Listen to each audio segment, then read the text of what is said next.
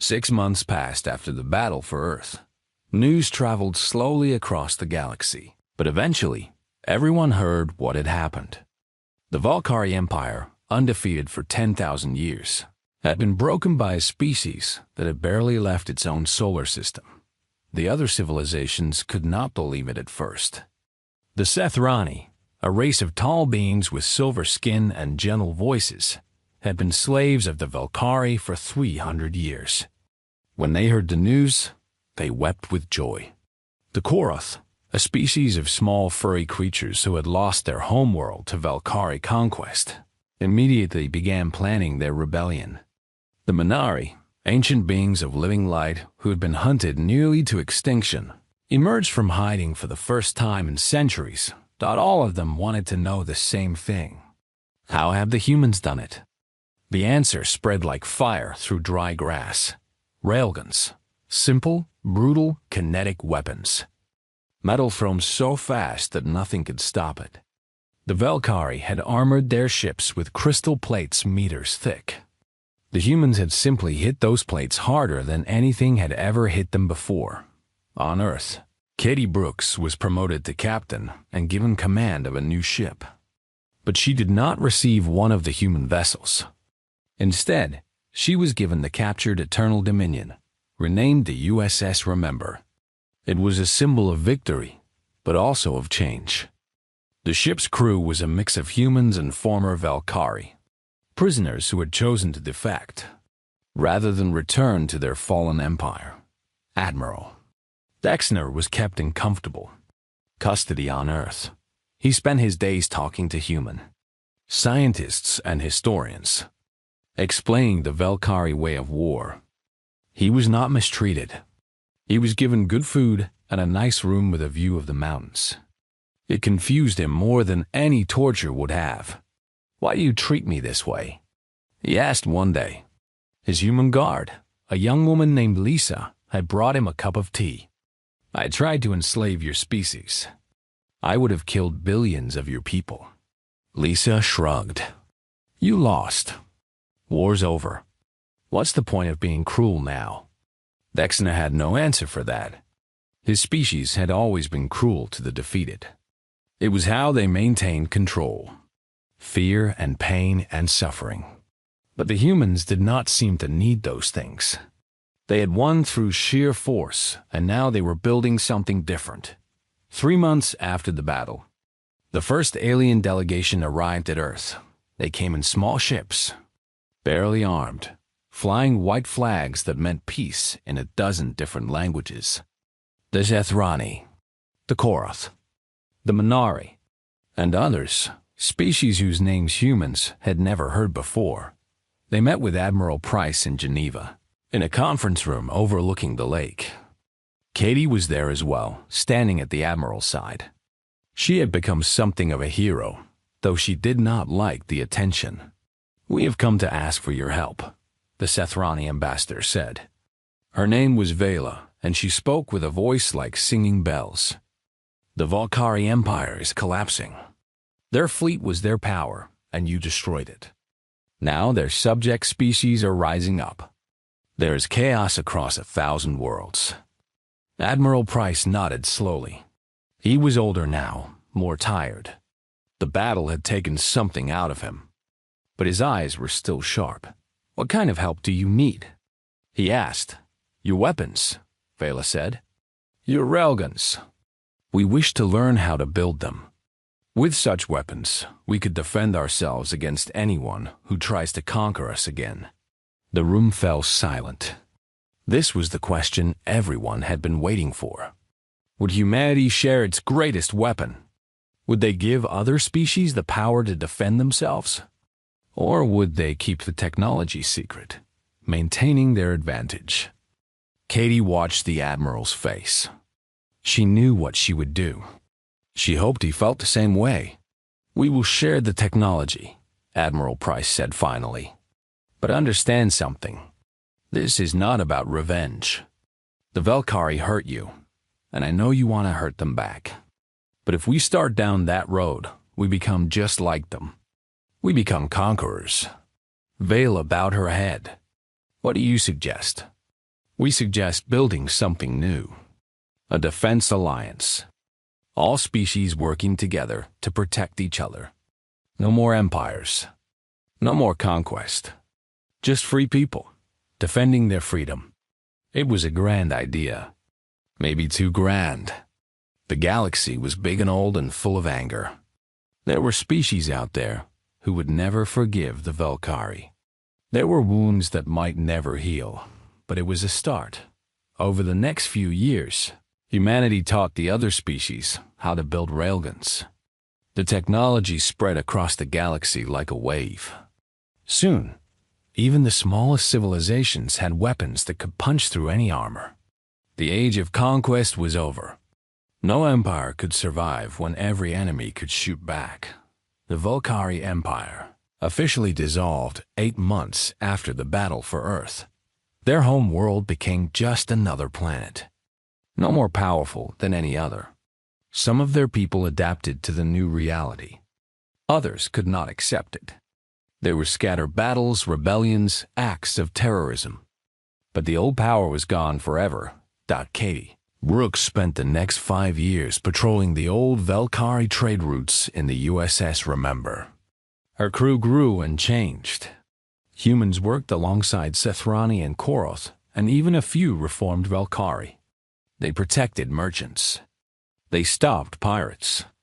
They helped refugees find new homes. One day, Danny Marsh came to her bridge with a familiar message.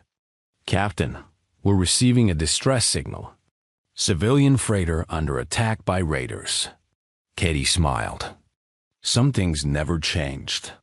"Set an intercept course," she ordered, "and warm up the main gun." The Remember turned toward the signal, its engines glowing bright against the stars. Somewhere out there, someone needed help. And humanity, as always, was ready to throw rocks at the problem dot as her ship flew into the darkness. Katie thought about how far they had come. A few years ago, humans had never met an alien. Now, they were the guardians of a free galaxy. They had earned that position not through cruelty or conquest, but through simple physics and stubborn engineering. The Valkyrie had armored their ships. Human railguns had turned them into debris. And in the wreckage of that old empire, something new was growing. Something better. The stars stretched out before her, full of possibilities. Full of challenges. Full of problems that needed solving. Katie settled back in her chair and watched. The universe roll by. Physics doesn't care about your armor, she thought. And neither do we. The end. The Great Hall of the Galactic Council was the largest room ever built by any species. Its walls stretched so high that clouds sometimes formed near the ceiling. Floating platforms carried delegates from 47 different alien races, each one representing billions of lives across thousands of worlds. The air smelled of 100 different atmospheres, mixed together by machines that kept everyone alive. Ambassador Daniel Price walked slowly toward the central platform. He was a tall man with gray hair and tired eyes. His black uniform was simple compared to the bright colors and strange shapes worn by the alien delegates around him. He had been coming to this hall for 20 years, always asking for the same things, always being told no. Today would be different. Behind him walked his aide, Katie Morris. She was young, only 32, but she had already seen enough to understand why Daniel looked so tired. She carried a small device that held 300 years of human history in the galaxy. 300 years of sacrifice. 300 years of being treated like servants. The Tassari High Counselor, a creature that looked like a floating jellyfish wrapped in golden robes, raised one of his many tentacles for silence. His name was Vorith, and he had been the most powerful voice in the galaxy for 50 years. "Ambassador Price," Vorith said, his voice coming through a translator that made it sound cold and flat. "You requested an emergency session. This is unusual. Humans do not usually make demands." Daniel reached the central platform and stood there for a moment, looking around at all the faces watching him. Some looked bored. Others looked annoyed. A few looked curious. None of them looked friendly. "I am not here to make demands," Daniel said. His voice was calm and quiet. "I am here to say goodbye." The hall went silent.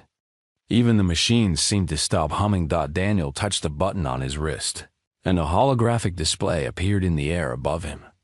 It showed images, thousands of them, one after another. "The Volani homeworld," Daniel said as the first image appeared.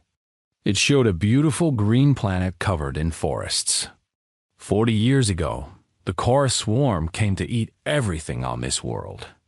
Every other species refused to help. They said it was too dangerous, too far away. Not their problem. The image changed to show human soldiers in heavy armor, fighting against creatures that looked like giant insects with razor-sharp claws.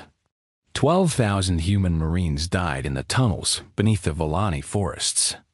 They fought for 3 months without rest. They saved 4 billion Volani lives. The image changed again. This time, it showed a massive sun, swollen and red, about to explode. "The Ashkari system," Daniel continued. "Their star was dying. No one had ships big enough to evacuate their population. No one except us."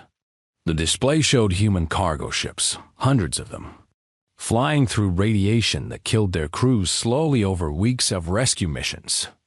800 human pilots died from radiation sickness. They made 6,000 trips. They saved the entire Ashkari species. More images followed. Human doctors working without sleep to cure plagues. Human engineers building emergency shelters on frozen moons. Human soldiers holding defensive lines while civilians escaped. Human scientists solving problems that had confused alien researchers for centuries. "For 300 years, Daniel said, humanity has answered every call for help. We have bled for species who would not bleed for us. We have died for people who would not even let us walk freely on their worlds."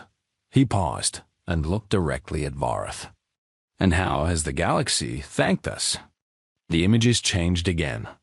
Now, they showed something different. Human children being turned away from alien schools. Human merchants being charged prices 10 times higher than anyone else.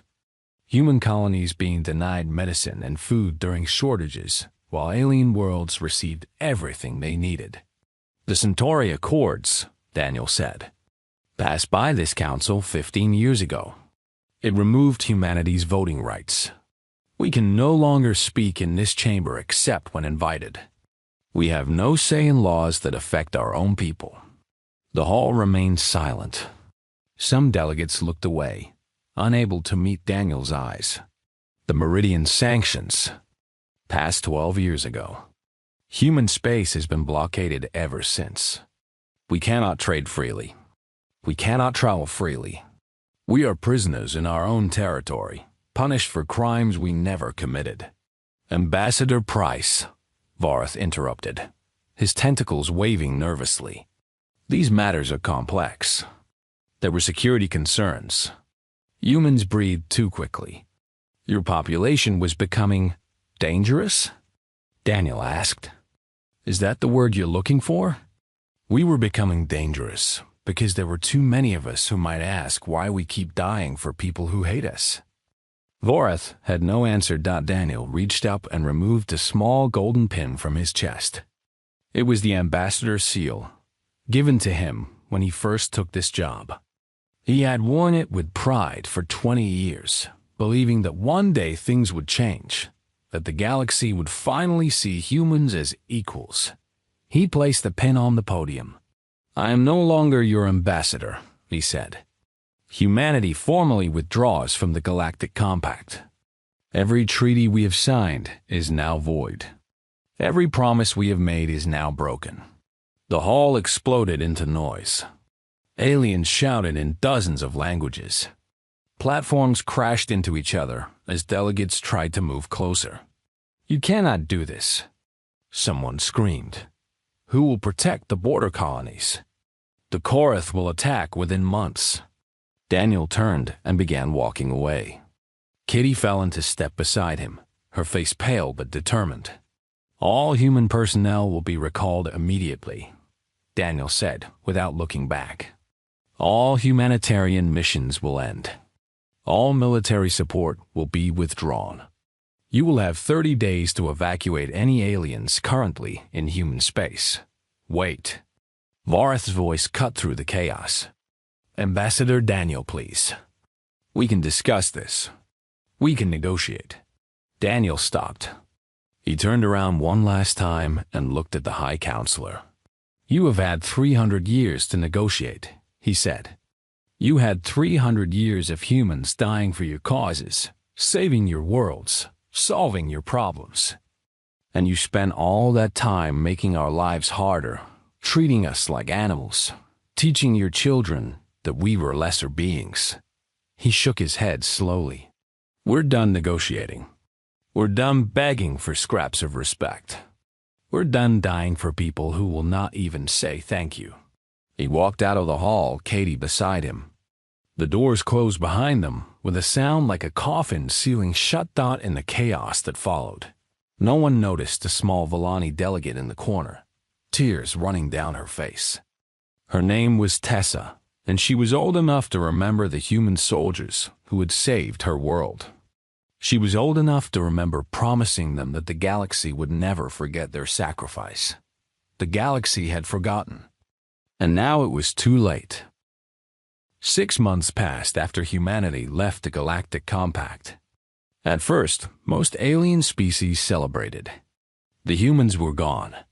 No more watching them rush to every emergency and making everyone else look bad. No more dealing with their strange emotions and their annoying habit of caring about strangers. But slowly, quietly, the galaxy began to change. Captain Louis Vega sat in the command chair of the starship Resolute. The ship was old but well-maintained, one of the many patrol vessels that used to protect the outer edges of civilized space. Now it only patrolled human territory, back and forth along invisible borders that no alien was allowed to cross. Captain, said Lieutenant Hannah Cole from her station. We're picking up a distress signal. Louise looked at the screen. The signal was coming from a Tessari colony world, about 4 hours away at full speed. The data showed raiders attacking civilian targets. Thousands of people were dying. Can you identify the raiders? Louise asked. Looks like Vorn pirates, sir. A big group. At least 30 ships. Louise remembered the Vorn. Nasty creatures that looked like walking sharks. They had raided human colonies too, back before the withdrawal. Every time, human ships had responded. Every time, humans had fought and bled to protect people who were not their own. And every time, the Council had refused to punish the Vorn. Too much trouble, they said. The Vorn were useful for keeping certain sectors unstable. Better to let humans deal with them. What are your orders, Captain? Hannah asked. Her finger was already hovering over the navigation controls. Old habits died hard. Lois thought about his brother, Marco. He had been a Marine, stationed at a Tessari outpost near the border. When raiders attacked that outpost, Marco had stayed behind to cover the evacuation of Tessari civilians.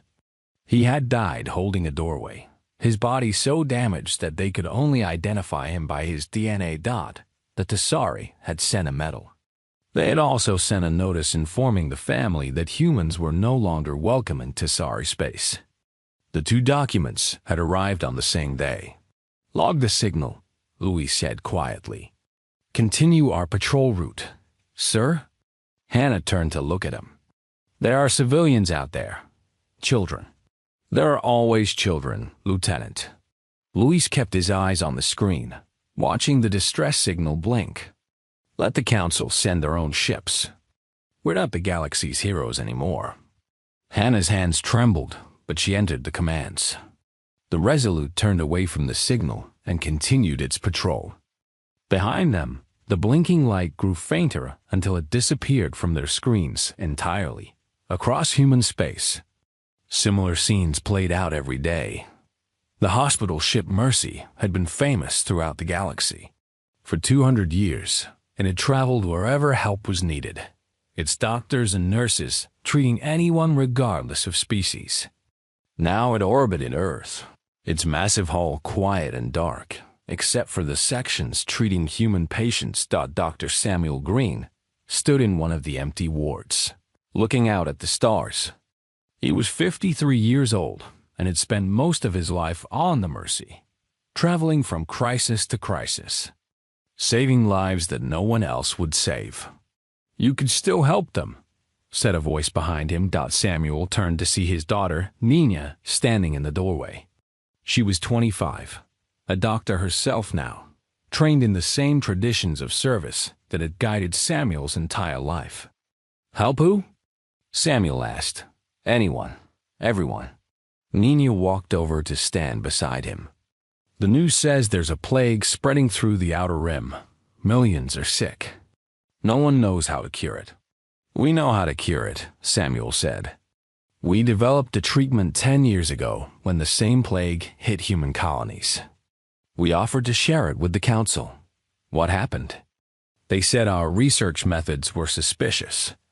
They said we might have created the plague ourselves. They refused to accept our help and told us to stay away from their territory." Nina was silent for a long moment. "And now? Now they're dying." Samuel's voice was heavy with old grief. "And we're staying away from their territory, just like they asked." On the Villani homeworld, the research station stood empty. Dr. Samuel Green had spent 20 years there, studying the unique plants and animals that existed nowhere else in the galaxy.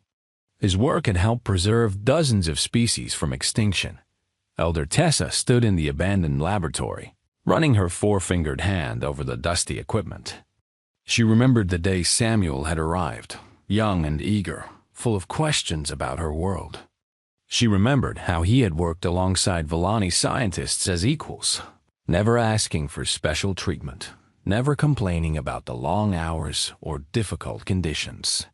"Why did we let them go?" asked a young Villani behind her. His name was Kieran, and he had been Samuel's assistant for the last 5 years before the withdrawal. "We didn't let them go," Tessa said. "We pushed them away. For 300 years, we pushed them away, but we never supported the sanctions. Our government voted against them. Our government voted against them in public." Tessa turned to face him, her old eyes filled with shame. "But in private, they told the Tessari that we would not interfere. When the time came to stand with humanity, we chose to stand aside." Kieran looked at the empty room, at the research that would never be completed, at the species that would now go extinct because no one else cared enough to save them. "What happens now?" he asked. Tessa had no answer. None of them did. In the cold space between stars, a Tessari transport ship drifted without power. Its engines had failed 3 days ago, and its distress signal had been broadcasting ever since. On board were 2,000 civilians, including 300 children on their way to a new colony. The captain, a Tessari named Vorn, stood on his dark bridge and watched his crew slowly dying. The air was getting thin. The temperature was dropping. In another day, maybe 2, they would all be dead. "Any response to our signal?" he asked, though he already knew the answer. "Nothing, Captain. No one is coming." Vorn closed his eyes. He thought about all the times humans had appeared out of nowhere to save ships just like his. They had never asked for payment. They had never demanded favors. They had simply helped because helping was what they did. "Keep broadcasting," he said. "Someone will come?" But no one came. Not that day. Not the next. The transport was found 3 weeks later by a Tessari patrol. Everyone on board was dead, frozen in the endless cold of space. Among the bodies were 300 children who had never reached their new home. The report noted that a human patrol ship had been in range of the distress signal. It had logged a transmission and continued on its route without responding. No one could explain why, and no one dared to ask. 3 years after humanity withdrew from the galaxy, everything began to fall apart. The Chorus swarm had always been a threat. They were creatures of hunger, billions of insect-like beings that moved from world to world, eating everything in their path. For 200 years, human soldiers had held the line against them, fighting in tunnels and trenches, dying by the thousands to keep the swarm contained. Now there were no human soldiers on the border, and the swarm was hungry. The first colony to fall was called New Haven. It was a Tsari farming world, home to 8 million people who grew food for a dozen nearby systems. The swarm arrived without warning, their ships blocking out the stars like a living cloud. The colonists sent out distress calls. They begged for help from anyone who could hear them. The Galactic Council held an emergency meeting that lasted 6 hours. By the time they finished arguing about who should respond, New Haven was gone. 8 million people, eaten alive while politicians debated. The second colony fell a month later. Then the third. Then the fourth. Counselor Myra of the Ashkari stood before the emergency session, her forearms spread wide in desperation. She was old now, one of the last survivors of the Great Evacuation, when human pilots had flown through deadly radiation to save her entire species. "We need to form a response fleet," she said. "The swarm is expanding faster than we predicted. If we don't stop them now, they will reach the inner systems within 2 years." High Counselor Vorath nodded his tentacles in agreement. "I propose we assemble ships from all member species. The Tsari will contribute 50 warships. We call upon the other members to match our commitment." Silence filled the chamber. The Vellani representative coughed nervously. "Our ships are designed for research, not combat. We cannot spare them for military operations." "The Korthan Dominion has its own border concerns," said another delegate. "We cannot weaken our defenses." "The Ashkari fleet is still rebuilding after the Civil War," Myra admitted. "We have only 12 combat-ready vessels." One by one, every species found a reason why they could not help. Their ships were too old. Their crews were not trained. Their borders were too important. Their economies could not handle the cost. Vorath watched in growing horror as his coalition fell apart. For the first time in his long life, he understood something terrible. Humans had not been special because they were stronger or smarter than other species. They had been special because they were willing to help when no one else would. They had been the only ones who actually cared about strangers. "What about the humans?" someone asked quietly. "Could we request their assistance?" "The humans are gone," Vorath said. "And even if they weren't, why would they help us? We spent 3 centuries treating them like servants. We stripped them of their rights. We blockaded their space. We let their children die while we debated politics. Perhaps if we apologized, some things cannot be fixed with apologies." The council eventually assembled a response fleet. It was smaller than they had hoped, crewed by soldiers who had never seen real combat, commanded by admirals who had spent their careers attending ceremonies. Instead of fighting wars, the fleet met the swarm at the edge of Tsari space. The battle lasted 4 hours. The swarm lost nothing. The council fleet lost everything. On a small moon in neutral space, far from the dying colonies and burning worlds, a bar called The Last Stop served drinks to anyone who could pay. It was run by a retired human admiral named Patricia Shaw, a woman with silver hair and a mechanical arm that she had gotten after a Korath attack 30 years ago. The bar was full tonight. Human veterans sat at tables, drinking quietly, watching the news feeds that showed the galaxy falling apart. Occasionally, an alien traveler would stop in, desperate for passage or information or just a place to hide. A young man named Chris sat at the bar, nursing a drink he couldn't afford. He had been a Marine before the withdrawal, stationed on the Vellani border. He had fought the swarm in the tunnels, watched his friends die, carried wounded civilians to safety while monsters tore at his armor. Shouldn't we do something? He asked Patricia, gesturing at the newsfeed. The Ashkari are being slaughtered. Women and children. We could help them. Patricia poured herself a drink and sat down beside him. We're not allowed in their space, remember? The Meridian sanctions. The sanctions were wrong. Everyone knows that now. Do they? Patricia raised an eyebrow. I don't recall anyone apologizing. I don't recall anyone lifting the blockade. I don't recall anyone saying thank you for all those years of dying for us. We're sorry we treated you like garbage. Chris had no answer. You want to know something funny? Patricia continued. When I was young, I used to think we were making a difference. Every life we saved, every world we protected, I thought it meant something. I thought eventually they would see us as friends. She took a long drink, but they never did.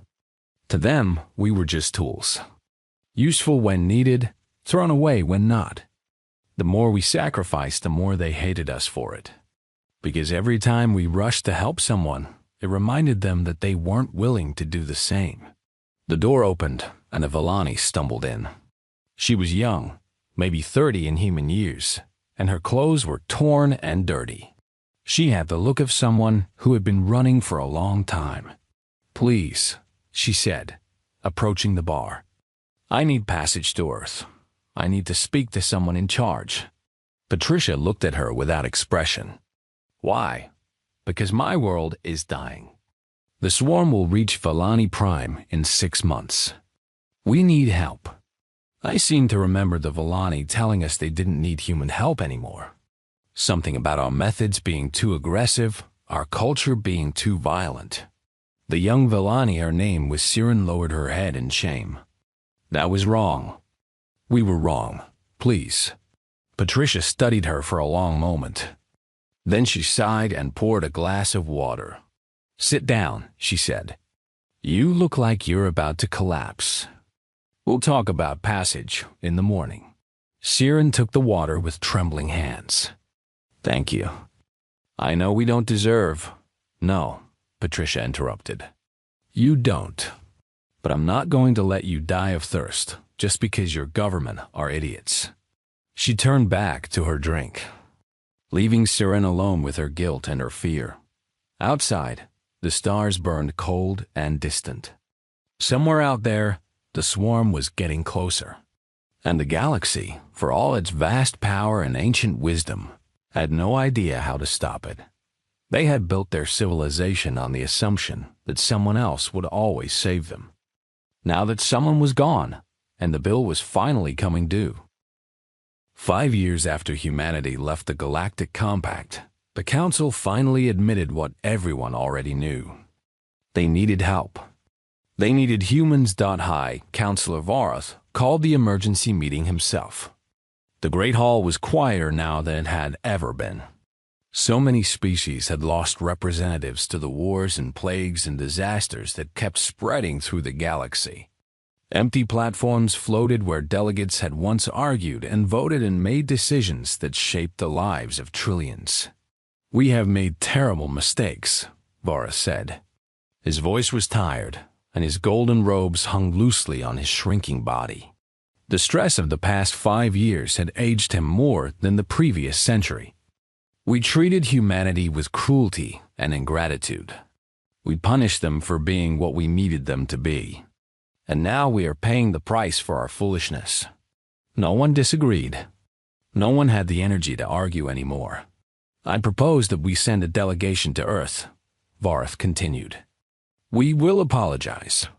We will offer reparations. We will beg them to return. Siren stood up.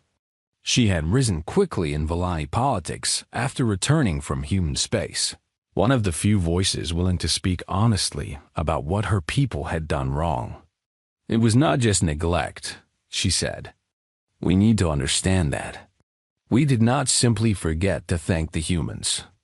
We actively worked to harm them. The Centauri Accords were designed to remove their political power. The Meridian sanctions were economic warfare meant to keep them weak and dependent. Why? Asked a young Corthan delegate. He was new, replacing someone who had died when the swarm reached his homeworld. Why did we do these things? Siren was quiet for a moment, gathering her thoughts.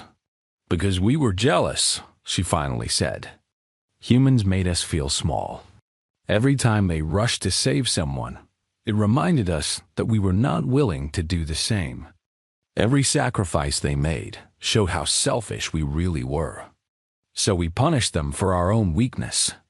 The words hung in the air like poison. Everyone knew they were true. The past cannot be changed, Voreth said. We can only try to fix the present. Will you join the delegation, Representative Siren? Siren nodded. I will go. But I must warn you, I have spent time with humans. I have seen how deeply we hurt them. An apology may not be enough. Then what will be enough? I don't know. Perhaps nothing. The delegation was assembled within a week. It included Voreth himself, Siren, and representatives from every major species that had ever received human assistance. They brought gifts and documents and promises of reform. They rehearsed their speeches and practiced their apologies. Their ship traveled to the edge of human space, to a small station that marked the border between human territory and the rest of the galaxy. It was the only place where aliens were allowed to request entry. A single human official met them at the station. Her name was Grace Perry, and she was 43 years old. She had gray streaks in her brown hair and the kind of tired patience that came from years of dealing with difficult situations. Welcome to Station 12, she said. Her voice was polite but not warm. How can I help you? Voreth stepped forward, his tentacles arranged in a gesture of respect that humans probably didn't recognize. We are here on behalf of the Galactic Council, he said. We wish to speak with the leaders of humanity. We have come to apologize and to ask for your return. Grace nodded slowly. I'll pass along your message. When can we expect a response? When humanity decides to give one. The delegation waited at Station 12 for 3 weeks. They were given comfortable rooms and good food, but no one would speak to them about anything important. Grace answered their questions with polite non-answers. Other humans walked past them without making eye contact. During the second week, Siren managed to start a conversation with a young human named Alex, who worked in the station's maintenance section. He was fixing a lighting panel in the hallway when she approached him. May I ask you something? She said. Alex looked at her with neither hostility nor friendliness. Sure. Are your people angry with us? He thought about it for a moment. Some are. My grandfather died fighting the swarm on a Tassari colony. He never got a medal or a thank you, or even an acknowledgement that he existed. So yeah, my family's not too happy about that. I'm sorry. Are you? Alex put down his tools and looked at her directly. Because I've heard a lot of apologies from aliens in the past few years. They always come when you need something. They never came before. Siren had no response. It was the truth. You want to know what really hurts? Alex continued. It's not the sanctions or the accords or any of that political stuff. It's that we spent 300 years treating you like family, and you treated us like hired help. We gave you everything we had, and you took it for granted. We were wrong. Yeah, you were. Alex picked up his tools again. And now you're here because the swarm is eating your worlds, and you don't know how to stop them. Not because you realized we were people who deserved respect. Because you need us again. He went back to work, leaving Siren alone in the hallway at the end of the third week. Grace finally called the delegation to a meeting room. She stood at the head of a long table, a small device in her hand. I have spoken with my superiors, she said. They have considered your request carefully. Voreth leaned forward eagerly. And they have declined. The words fell like stones into still water. Humanity will not return to the Galactic Compact. We will not provide military assistance. We will not resume humanitarian missions. The decision is final. But why? Counselor Mira asked, her forearms spread in desperation. We have apologized. We have offered reparations. What more do you want from us? Grace looked at her with something that might have been pity. You still don't understand, she said. You think this is about payment, about saying the right words and signing the right documents. But it's not. You broke something that cannot be fixed with treaties and promises. What did we break? Trust. Grace's voice was soft but firm. 300 years of sacrifice, and you never trusted us. You never believed we were helping you because we cared. You always assumed we had secret motives, hidden agendas, plans to take over the galaxy. No matter what we did, you never stopped being afraid of us. The room was silent. We're not angry anymore, Grace continued. Anger fades with time. What we feel now is sadness. Sadness that we gave you everything, and it wasn't enough. Sadness that you couldn't see us as friends, no matter how hard we tried. Vorith's tentacles drooped. Is there nothing we can do? Grace was quiet for a long moment. Go home, she finally said. Learn to save yourselves. Maybe in 1,000 years, when all of us are gone and only the stories remain, your children will find our children somewhere in the stars. Maybe they can do better than we did. She turned and walked out of the room, leaving the delegation alone with their failure. Siren stayed at the table long after the others had left. She thought about Alex and his grandfather. She thought about all the human soldiers who had died for her people, whose names she had never learned, whose sacrifices she had never honored. For the first time in her life, she truly understood what her species had lost, and she knew they would never get it back.